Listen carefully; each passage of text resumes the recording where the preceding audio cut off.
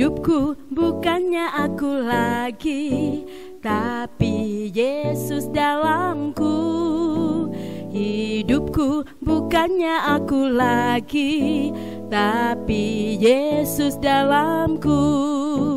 Hidupku bukannya aku lagi, tapi Yesus dalamku.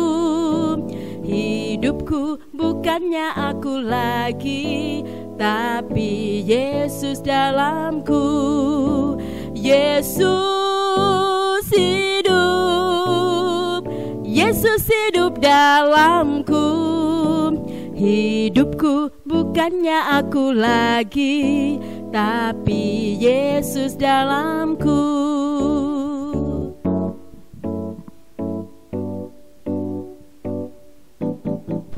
Hidupku bukannya aku lagi, tapi Yesus dalamku. Hidupku bukannya aku lagi, tapi Yesus dalamku. Yesus hidup, Yesus hidup dalamku. Hidupku bukannya aku lagi, tapi Yesus dalamku. Hidupku bukannya aku lagi, tapi Yesus dalamku. Hidupku bukannya aku lagi, tapi Yesus dalamku.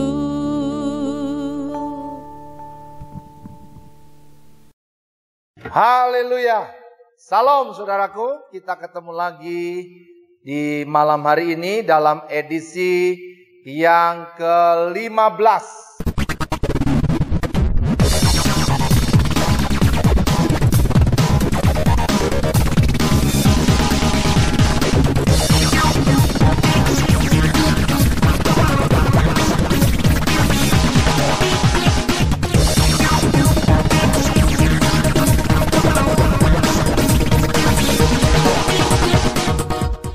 Haleluya.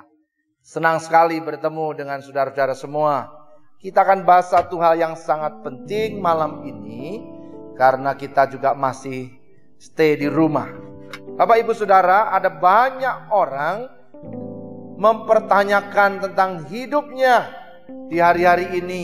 Bagaimana mereka bisa berseru kepada nama Tuhan. Mereka merasakan pergumulan dalam doanya seperti tidak dijawab oleh Tuhan, seperti terbentur sampai di plafon selesai, tidak terhubung dengan surga. Mari kita lihat dulu dasar firman Tuhan. Tetapi di dalam Roma pasal 10 ayat 14 dikatakan, tetapi bagaimana mereka dapat berseru kepadanya jika mereka tidak percaya kepada Dia? Bagaimana mereka dapat percaya kepada Dia jika mereka tidak mendengar tentang Dia?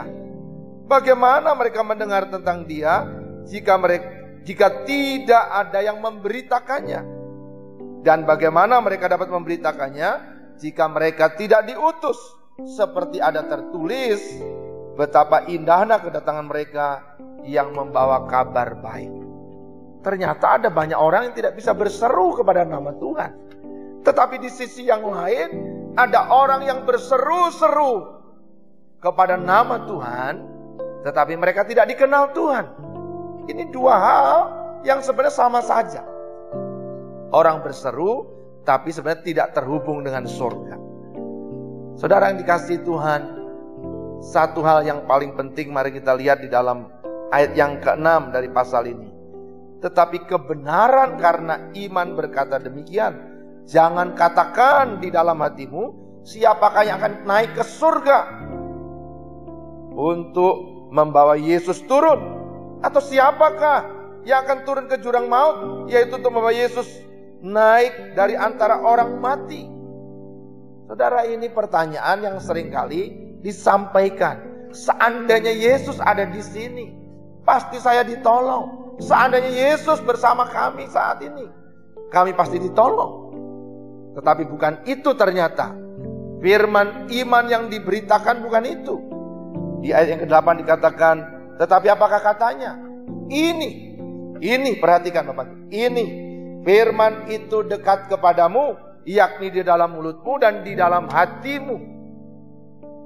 Bagaimana firman ada di mulut kita dan di dalam hati kita? Tentu saudara harus kembali kepada dasar mengenal Tuhan untuk pertama kali. Apakah engkau sudah dilahirkan kembali? Ini pertanyaan dasar yang akan diulang terus. Sudahkah engkau dilahirkan kembali? Sudahkah engkau lahir baru? Jangan seperti kita mengulang kesalahan Nikodemus yang adalah pemimpin agama, tetapi tidak mengenal kerajaan Allah.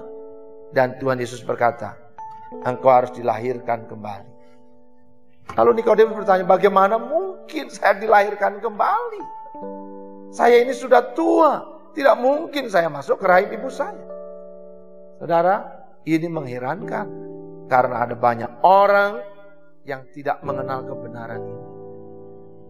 Barang siapa yang menerimanya, dia akan diberi kuasa sebagai anak-anak Allah. Waktu Bapak Ibu dan saudara-saudara membuka hatimu kepada Tuhan, masuklah dalam hati. Jadilah Tuhan dan juru selamatku secara pribadi. Berkuasalah atas hidupku mulai hari ini. Saudara, Yesus ada di dalam hati. Saudara masih ingat Yohanes 1 ayat 1, pada mulanya adalah firman, dan firman itu bersama-sama dengan Allah, dan firman itu adalah Allah. Waktu kau menerima Yesus, firman yang jadi manusia itu, maka firman itu ada di hatimu. Jadi keselamatan sudah ada. Yesus ada bersama dengan kita. Nah, disitulah saudara mulai bisa berseru kepada nama Tuhan. Bagaimana saudara bisa berseru? Karena saudara sudah menerima kabar baik, berita Injil dari orang yang diutus oleh Tuhan. Lalu siapa utusan Tuhan itu? Utusan Tuhan adalah mereka yang sudah menerima Yesus sebagai Tuhan dan Juru Selamatnya. Alkitab berkata mereka bukan dari dunia ini lagi, melainkan mereka sama seperti Yesus berasal. Dalam Yohanes pasal 17. Bapak Ibu Saudara yang Tuhan kasihi, dalam 1 Yohanes pasal 4 ayat 4 dikatakan, kamu berasal dari Allah anak-anak. Pengajaran ini jangan dilupakan karena ini pengajaran dasar buat kita. Saudara-saudaraku yang dikasihi Tuhan, ketika kita menyadari bahwa kita berasal dari Allah, kita sama seperti Kristus, berasal dari Dia, maka kita diutus di bumi, sama seperti Kristus diutus Bapa ke dalam dunia.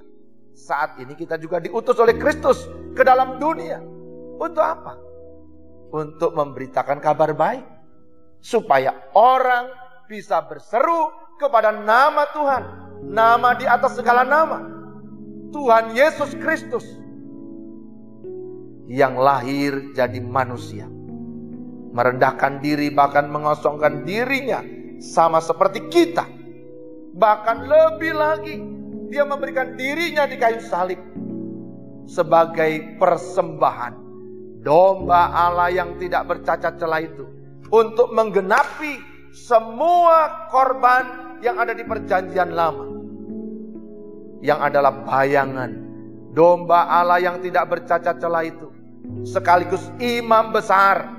Bukan mengorbankan binatang, tapi imam besar kita mengorbankan dirinya sendiri, darahnya sendiri, sekali untuk selama-lamanya.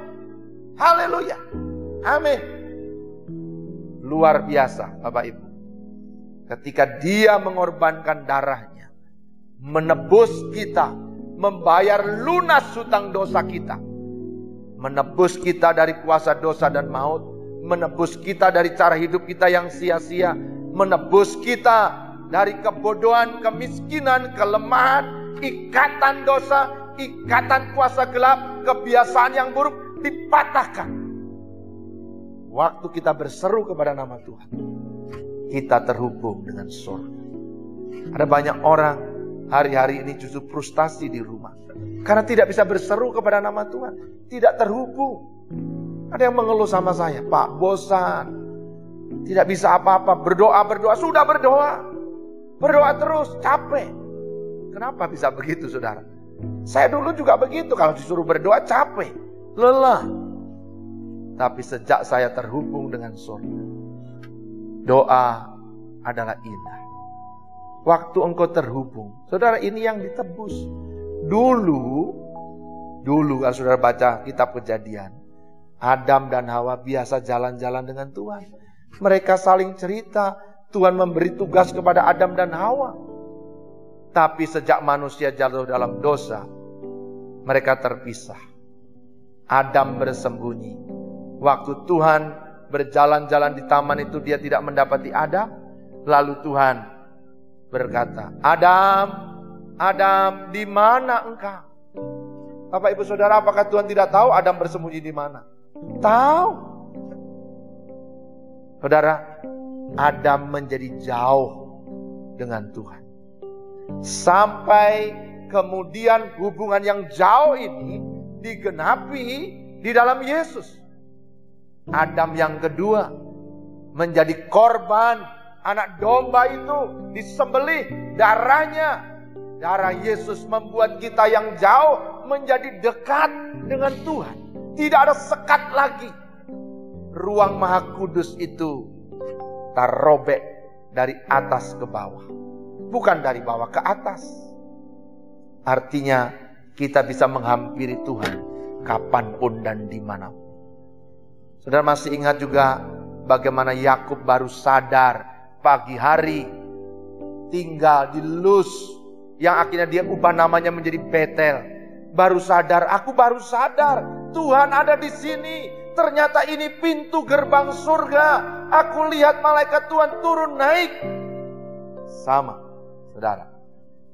Waktu engkau terbuka, malaikat Tuhan turun naik untuk menolong kita. Haleluya.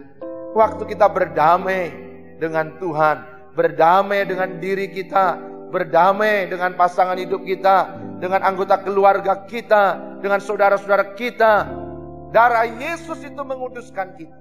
Kita saling mengampuni. Jadi ini kabar baiknya. Kita bisa berseru, karena waktu kita berseru, kita sudah berdamai. Jika ada seseorang yang merasakan ada sesuatu di dalam hatinya kepadamu, engkau harus berdamai dulu, mengampuni, minta maaf, minta ampun, saling memaafkan di situ. Maka terjadi darah itu membereskan kita, membuat kita yang jauh menjadi dekat. Kita bisa berseru, ya Aba, ya Bapa. Haleluya. Bapak, Ibu, Saudara yang Tuhan kasihi, jadi ini bukan sekedar seruan biasa. Firman itu ada di mulutmu dan di dalam hatimu. Engkau tidak perlu berseru, Tuhan, seandainya engkau ada di sini. Tuhan ada di situ. Di mana? Di dalam firman-Nya. Firman-Nya ada di mana? Di dalam mulutmu dan di dalam hatimu. Makanya tidak heran ketika Tuhan Yesus berkata, jika kamu berkata kepada gunung ini, asal tidak bimbang hatimu tapi percaya, tercampaklah ke dalam laut, maka hal itu akan terjadi bagimu. Haleluya. Saudara, perkataan ini besar. Ini penuh kuasa. Waktu engkau bisa berseru kepada nama Tuhan. Tuhan siapa? Tuhan Yesus, yang sudah mati buat kita, yang darahnya tercurah untuk kita, menebus dosaku dan dosamu, membuat jarak antara kita dengan Tuhan menjadi dekat. Kita diberi kuasa sebagai anak Allah. Kita menjadi dekat. Kita menjadi tenang, tidak khawatir. Kita tidak bingung, Tuhan bagaimana ini? Roh Kudus akan menuntun kita. Nah, saudara, kemudian kita akan tahu hari-hari yang kita lalu kita jalani bagaimana. Bagaimana dengan usaha kita ini? Bagaimana dengan pekerjaan ini? Bagaimana dengan situasi ini? Tuhan akan memberi ketenangan dan memberi arah kepada kita, sehingga kita tidak takut dan bingung lagi. Doa kita sampai kepada Bapa, dan Kalau kita tinggal di dalam Dia dan firman-Nya penuh di dalam kita, mintalah apa saja yang kamu kehendaki dan kamu akan menerimanya. Bukankah itu yang dikatakan di dalam Yohanes pasal 15 ayat yang ke-7? Untuk apa? Supaya Bapa dipermuliakan.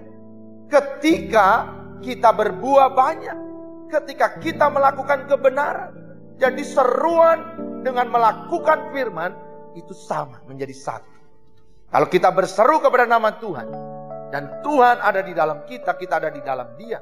Tapi kemudian kita tidak hidup mengikuti kehendak Tuhan. Tidak berjalan mengikuti perintah-perintahnya. Perintah-perintah Tuhan yang tidak berat itu. Kenapa tidak berat? Karena Dia ada di dalam kita. Dia berkata, marilah kepadaku semua yang letih lesu dan berbeban berat. Aku akan memberi kelegaan kepadamu. Memberi sentosa, kelegaan, ketenangan, damai sejahtera, keyakinan yang penuh. Kalau kau masih belum yakin, berserulah, Tuhan tolonglah aku yang tidak percaya ini. Seperti seorang bapak yang anaknya sedang dirasuk setan, kena air. Dia berseru dan Tuhan menyembuhkan anak itu. Haleluya. Jadi kita tidak bisa munafik, tertutup di hadapan Tuhan. Kalau kita merasa hati kita bimbang, kita bilang, Tuhan tolong saya masih bimbang. Tuhan saya masih belum yakin, tolong saya Tuhan. Dan imanmu harus bertumbuh terus. Gimana supaya imanmu bertumbuh? Supaya seruanmu lebih jelas, engkau mendengar pimpinan Tuhan. Iman timbul dari pendengaran, dan pendengaran akan firman Kristus. Jadi waktu engkau mendengar firman, imanmu muncul, timbul. Lalu supaya iman itu bertumbuh menjadi kuat di dalam dirimu, apa yang harus kau lakukan lagi? Renungkan firman itu siang dan malam. Dan perkatakan firman itu menjadi perkataan, menjadi perbendaharaan. Cara pandangmu, cara pikirmu, cara engkau merasakan, cara engkau mengambil keputusan. Dan bertindaklah dengan sungguh-sungguh, penuh kehati-hatian, seperti apa yang tertulis. Kalau engkau diminta mengampuni, ampunilah. Bahkan musuh sekalipun yang sudah menyakiti kita. Saudara, memang sulit kadang-kadang. Tapi saya membuktikan berkali-kali dengan pertolongan Tuhan, kita bisa mengampuni orang-orang yang memusuhi kita. Saudara, saya ingat satu hari ketika saya baru pertama kali tinggal di Sentani bersama keluarga. Saya ingat keluar di pagi hari, saya menyapa tetangga saya dan bilang, selamat pagi ibu. Ibu itu buang muka. Selamat siang ketemu siang, sore ketemu sore. Berhari-hari saya sapa selalu, dia buang muka. Satu sore kami duduk-duduk berdua di teras rumah. Dia datang tiba-tiba, saudara. Waktu dia datang, langsung tiba-tiba saya masuk, lihat rumah, boleh kak? Wah, saya tidak bisa menghalangi, tiba-tiba dia suruh masuk. Saya dan istri di belakangnya, kayak seperti asisten mendampingi bos yang lagi inspeksi mendadak. Saudara, dia masuk ke kamar, dia buka kamar saya, dia buka lemari, dia buka kamar mandi, dia masuk di setiap kamar, dia lihat-lihat. Saya bisik sama istri saya, siapkan kopi susu. Dia dengar rupanya, jangan repot-repot. Saya senyum saja. Saya bilang lagi, belikan pisang goreng. Saudara, selesai dia survei semuanya, inspeksi semua. Saudara, gimana kalau rumahmu tiba-tiba diinspeksi oleh tetangga yang buang muka, yang kau tidak kenal namanya, tidak tahu, selalu membencimu, tapi tiba-tiba lihat semuanya. Saya belajar mengasihi, mengampuni, bahkan menyiapkan kopi susu dan pisang goreng. Selesai kami duduk, jangan repot-repot, dia bilang. Langsung dia minum. Blek, blek, blek, blek, blek. Saudara, habis pisang goreng, tandas. Jangan repot-repot. Kemudian dia bilang, sudah ya, saya pergi dulu. Wah, saya baku lihat dengan istri, saudara. Kami tertawa. Saya tidak marah, kami tidak marah. Ini lucu kejadian. Tapi ini kalau kita pikir secara daging itu bisa menjengkelkan. Begitu saudara. Tapi sekali lagi Tuhan itu baik. Dia memberi kekuatan saudara. Besok pagi saya ingat, saya keluar rumah dan dia juga keluar. Saya mau sapa, selamat pagi ibu. Belum saya bilang selamat pagi, dia sudah duluan. Pagi pendeta. Saudara, siapa yang tidak kaget? Dia jadi ramah. Haleluya. Sejak itu hubungan kami baik sekali. Dia suka memberi kami, anak kami suka dibawanya. Dia kadang-kadang juga minta sesuatu dengan kami. Dan waktu berlalu begitu cepat saudara. Hampir kurang lebih 1 tahun lebih, hampir 2 tahun kami mau pindah.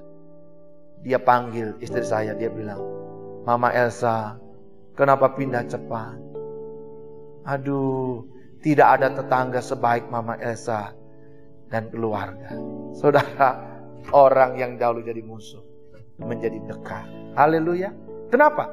Firman itu ada di dalam hati, ada di dalam mulut. Firman itu tidak cukup di hati, tapi tidak ada di mulut. Jangan sampai mulutmu penuh sumpah serapah, ada firman di hati. Atau mulutmu penuh firman, tapi hatimu tidak ada firman. Yesus itu ada di dalam hatimu dan di dalam mulut. Haleluya.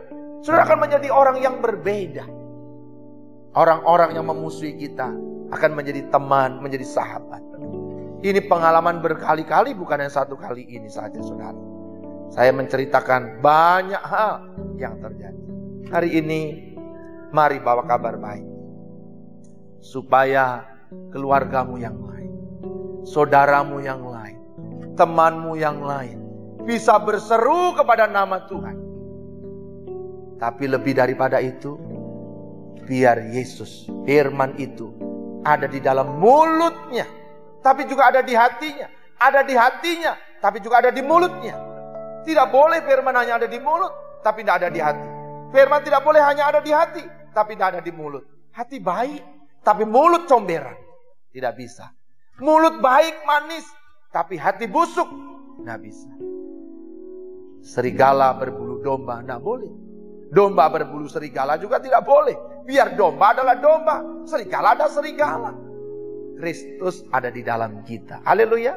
Dulu mungkin kita anak dunia, orang berdosa. Tapi waktu Kristus